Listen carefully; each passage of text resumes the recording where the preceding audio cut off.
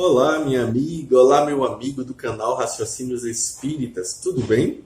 Eu sou o professor Danilo Cruz, voluntário aqui do canal, que semanalmente trago um vídeo para que a gente possa aprender um pouco mais com Carlos Pastorino, com sua obra maravilhosa, Sabedoria do Evangelho.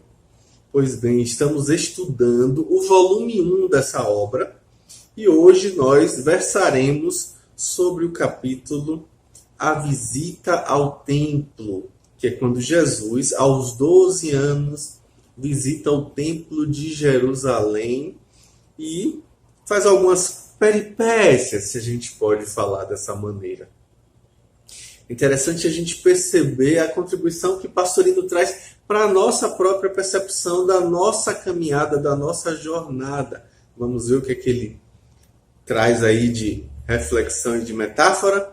Pois bem, estudamos então agora o Evangelho de Lucas, no capítulo 2, nos versículos de 40 a 52.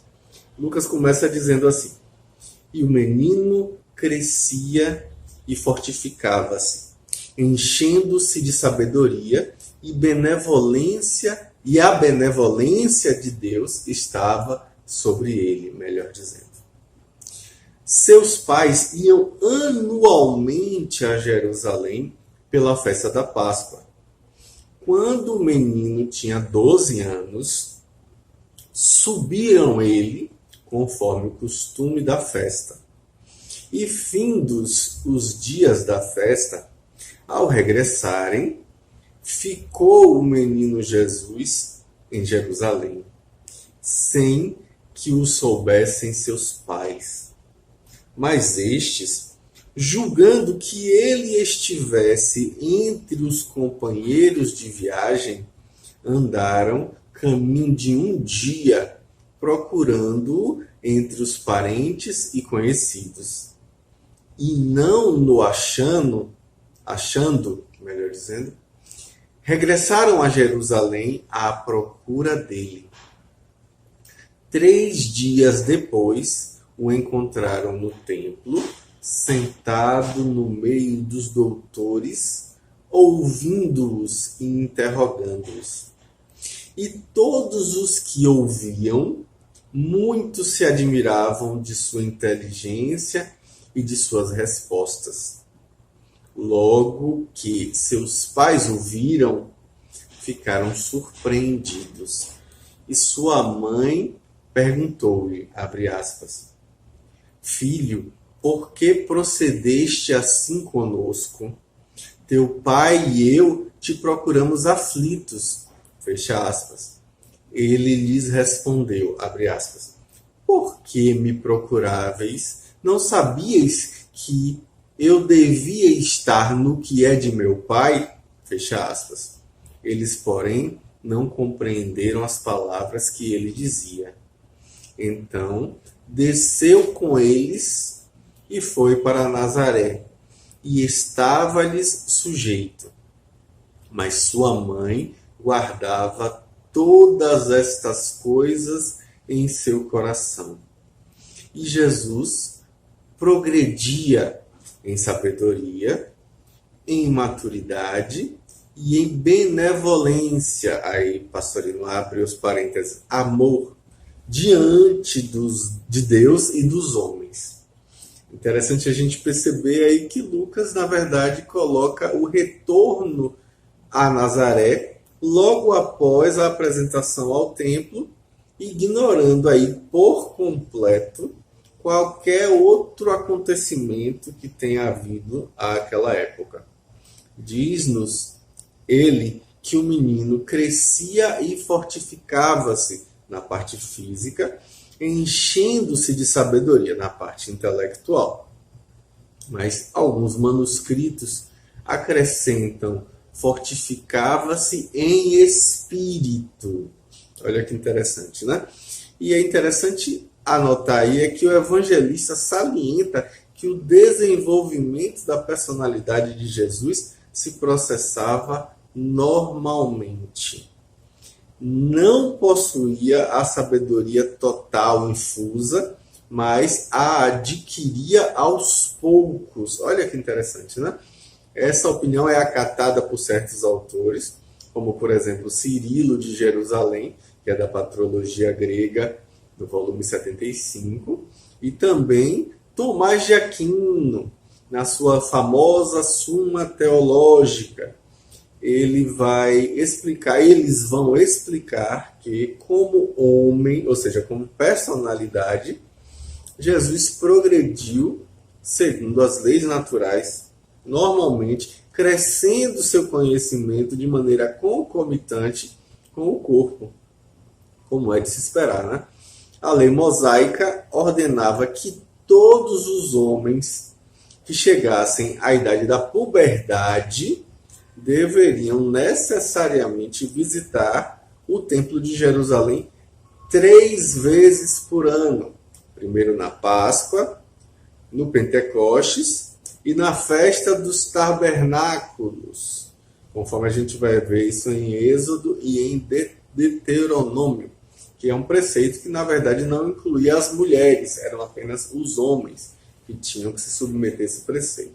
Então a ida de Jesus aos 12 anos não era ainda obrigatória, de vez que só aos 15 o homem se tornava realmente um israelita, ou seja, um filho do preceito. É o momento em que se faz o bar mitzvah, ou bar mishevah, como disse Pastorino na perspectiva dele. Então, a festa da Páscoa durava 7 dias e acabava com a grande solenidade, como a gente vê descrito em Êxodo, Levítico e Deuteronômio. E a gente vê que o menino, com 12 anos e com muita inteligência, não era vigiado. Olha que interessante, né? Então, ao organizar-se o primeiro acampamento à noite, na viagem de regresso, José e Maria deram por falta dele. Eles não acharam Jesus entre os parentes, entre os conhecidos, entre os amigos. E aí, no dia seguinte, resolveram voltar para Jerusalém para procurar, para saber realmente onde é que estaria, né? Observando, então, outros grupos que estavam saindo da cidade e não encontravam ele durante todo aquele dia, nem mesmo na casa dos conhecidos. Já no terceiro dia, eles resolveram ir ao templo.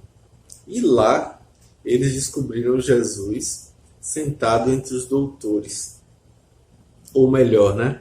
Entre os mestres, didaskaloi. Didaskaloi é o mestre em grego, né? Então, das perguntas que lhes fazia e as respostas que lhes dava, os velhos se encheram, né, os mestres se encheram de admiração, de estupor, porque Jesus tinha uma sabedoria muito acima da sua idade, né, e por conta disso isso assustava.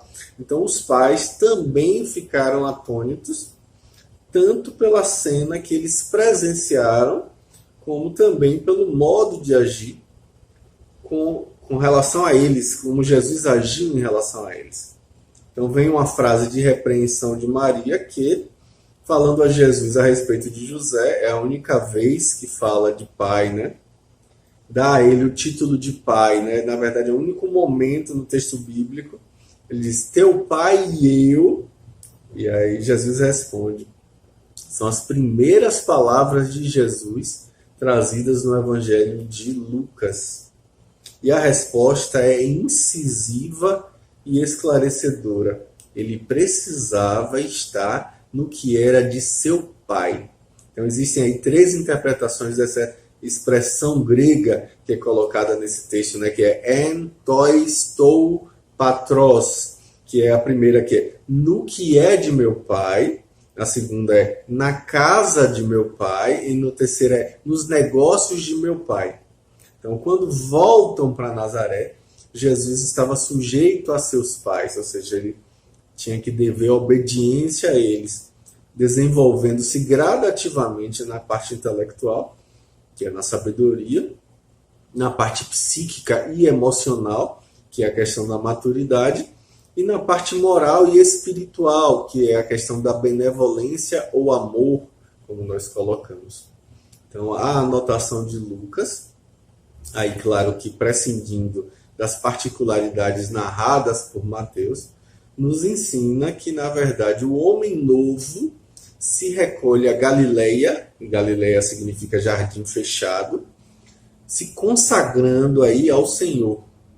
Então, nesse ambiente, o espírito, que embora seja ainda um menino, cresce, o espírito se fortifica, se enche de sabedoria, se aprofunda cada vez mais em seu coração e vai gradativamente conquistando, ou seja, tomando de assalto, como diz Mateus, o reino de Deus e imergindo na benevolência divina que o envolve. Olha que símbolo esse, hein? Então, ao completar 12 anos de consagração íntima, consagração a Deus, 12 anos de preparação pessoal, o menino vai pela primeira vez enfrentar, na verdade, o grande centro religioso. Por que isso acontece aos 12 anos?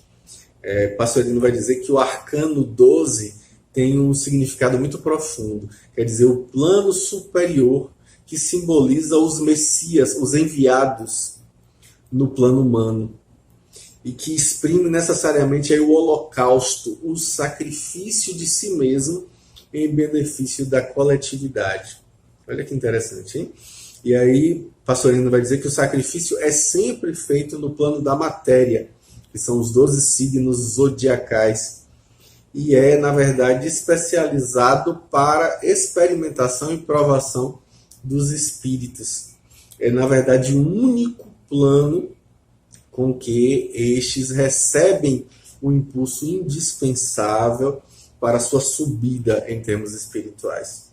E aí Lucas vai anotar, na verdade, que Jesus subiu para Jerusalém. Jerusalém, é bom lembrar, significa visão da paz. Então Jesus subiu para a visão da paz. Se é verdade que Jerusalém estava construída, na verdade, no alto de um monte, não é menos verdade que para ver a paz verdadeira é absolutamente imprescindível, é essencial que a gente suba vibracionalmente ao plano do espírito. Seus pais José e Maria, isto é, na verdade, os que conseguiram que o nascimento do menino se desse, que é o intelecto e a intuição, são, na verdade, chamados aos seus afazeres e aí descem de Jerusalém para o mundo de lutas, que é aí, na verdade, o chamado plano adversário ou plano diabólico. Interessante essa fala de Pastorino, né? E ele diz que repentinamente eles dão por falta do Cristo, de quem eles perderam contato. Aí começa uma busca ansiosa entre parentes e conhecidos, talvez aí voltando ao antigo hábito das orações a santos, guias espirituais, etc. e tal. Mas não encontram. Eles são, então, forçados a voltar a Jerusalém, reingressar na visão da paz, e só depois de algum tempo, 3 dias, de permanência aí nesse estado de meditação, de contemplação dessa paz, é que eles surpreendem novamente no templo, entre aspas, aí a gente já fala disso, ou seja, no local sagrado onde habita essa centelha divina, que é o coração, o templo de Deus, que é o tabernáculo do Espírito Santo, é o coração. O intelecto e a intuição se alegram ao reencontrar no coração esse Cristo interno e recriminam por ter desaparecido. Só que a resposta é exata. Onde me encontraríeis, se não neste templo interior do coração, se não no que é de meu Pai? Então, para que procurar? A gente já sabe onde é que ele está, a gente já sabe onde encontrar. Depois, mais firmes na fé, unidos mais do que nunca ao Cristo interno, é que eles compreendem que deverão voltar ao mundo e deverão levá-lo consigo sem se distrair com parentes e conhecidos. Olha que interessante isso, né? Então, lidando no mundo sem perder contato com Deus, sem perder contato com o nosso coração, com o nosso Cristo interno. E é isso que a intuição faz com tudo que percebeu, né, e guardou tudo o que ocorreu em seu coração, em seu registro íntimo. Maria, né? Que é a representação aí dessa intuição. No versículo final, então, como diz Pastorino, está resumida toda a ascensão sublime. Jesus progredia no tríplice aspecto, na individualidade, da personalidade, na individualidade a sabedoria, da personalidade a maturidade e na divindade a benevolência, que é igual ao amor. Olha que interessante, né? Não só em relação a Deus, como também em relação aos homens. A gente vai ver que o progresso que nós temos que perlustrar é justamente avançar sempre, conquistando cada vez mais nesses três campos. E aí Pastorino vai trazer sobre o simbolismo cósmico desse aspecto, né? Que a gente acena aí com a visita dos magos, a questão do astro, o nascimento de Jesus passou então a ser comemorado, na verdade, em 25 de dezembro, justamente para se conformar à data do nascimento do Sol no solstício do inverno, lá no hemisfério norte, né? Então, quando a gente aprofundar isso mais adiante, né, com relação a esse assunto, atentos aí que estamos sempre a se referir a essa questão do hemisfério norte, né? Sempre falando do hemisfério norte. Então, Jesus é comparado ao Sol, que exprime fogo, que produzido aí, obviamente, pela fricção entre a madeira, que era filha de um carpinteiro, né? E o qual o fogo produz luz. Então, algumas das datas escolhidas, além dessa citada, em seu cotejo, com o fato de os fatos astronômicos importantes, né? Primeiro que a concepção de Maria, que era virgem, é colocada aí a 8 de dezembro, quando a constelação Virgo, a constelação de Virgem, surge nos céus no hemisfério boreal, antes do solstício do inverno. 9 meses depois, o nascimento é comemorado, né? O nascimento de Mana é comemorado em 8 de setembro, no signo de Virgem, quando a Lua surge nessa constelação exatamente. O terceiro ponto é que em 25 de março, o signo de Áries, que é o signo do Carneiro, é festejada aí a anunciação da concepção de Jesus, né, no caso, quando o Gabriel vai falar com Maria. Exatamente no início da primavera do hemisfério norte, a estação da fecundação geral da Terra. Então, quando em Roma se celebrava a festa de Ana Perena, que a gente vai recordar aí que, na verdade, pela tradição, a mãe de Maria era chamada de Ana também, né? Então, Ana Perena era representada pela lua, que se renovava todos os meses. No mês de março, também eram comemoradas as concepções em Devanagi, que é a mãe de Krishna, e em Ísis, que é a mãe de Horus.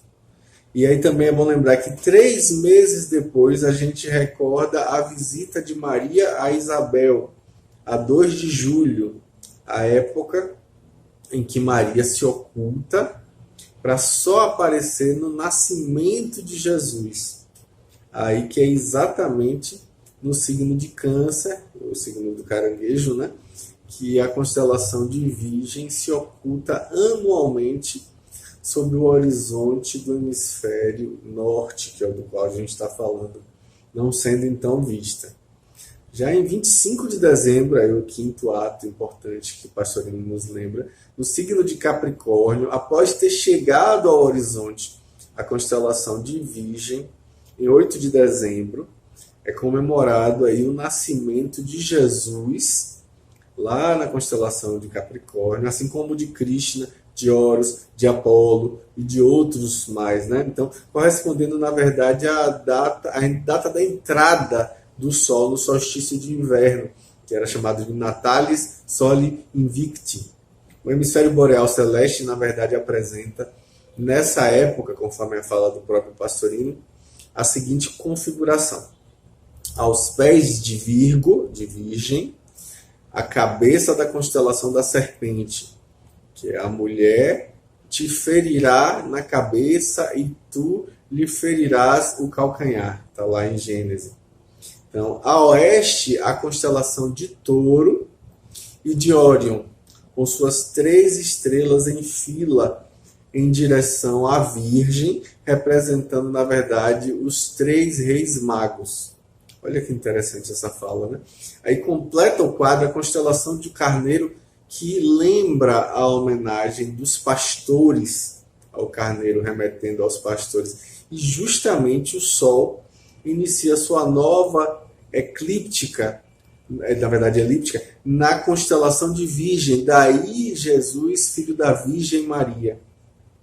E aí o sexto fato é que o mês de maio era consagrado entre os egípcios à deusa Ísis, mãe de Horus, e entre os romanos a Maia, de onde tirou o nome, na verdade, a deusa da fecundação primaveril do planeta.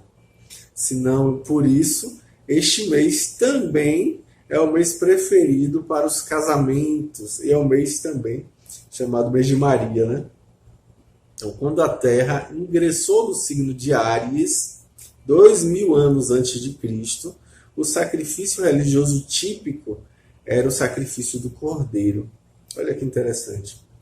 E aí Pastorino salienta também que na festa da Páscoa é que aconteceu o sacrifício do cordeiro. Na época de Jesus, ingressou na Terra o signo de Peixes. Olha aí, a gente entrou na era de Peixes. A palavra peixe, do grego ichous, ou ikous, contém as iniciais da frase Jesus Cristo, Filho de Deus Salvador.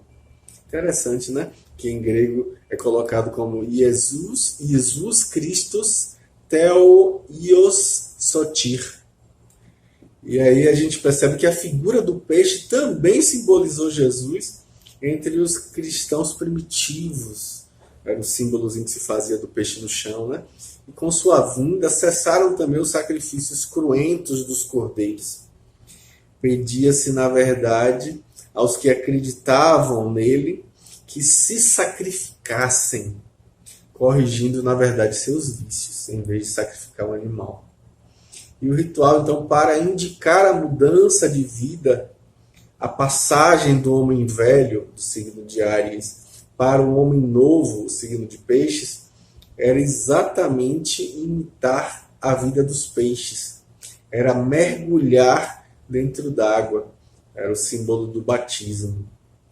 Então, aos apóstolos, Jesus vai dizer que os fará pescadores de homens, como está lá em Mateus no capítulo 4 e em Marcos no capítulo 1. Então, o batismo permaneceu na terra durante toda a era de Peixes, oficialmente justo como um símbolo de uma admissão, né, na barca de Pedro, digamos assim, metaforicamente falando.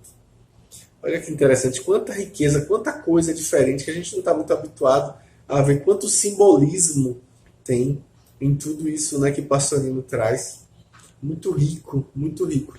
A gente vai aprofundar ainda mais na próxima semana, a gente vai falar sobre o precursor, a gente vai falar um pouquinho sobre João Batista, vai falar mais sobre a questão do batismo, mas já dá um gostinho aí, né, de quanto símbolo a gente tem com relação ao que vem adiante.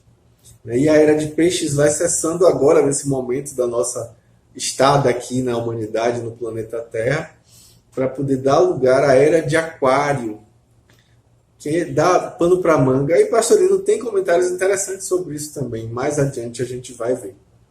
Mas é rico, né? Para a gente ir percebendo quanto simbolismo, quanta coisa interessante. Até a arrumação das estrelas no céu remetem a questões simbólicas, metafóricas, para que a gente tenha escolhido o dia do aniversário de Jesus no dia 25 de dezembro. Muito curioso tudo isso, né?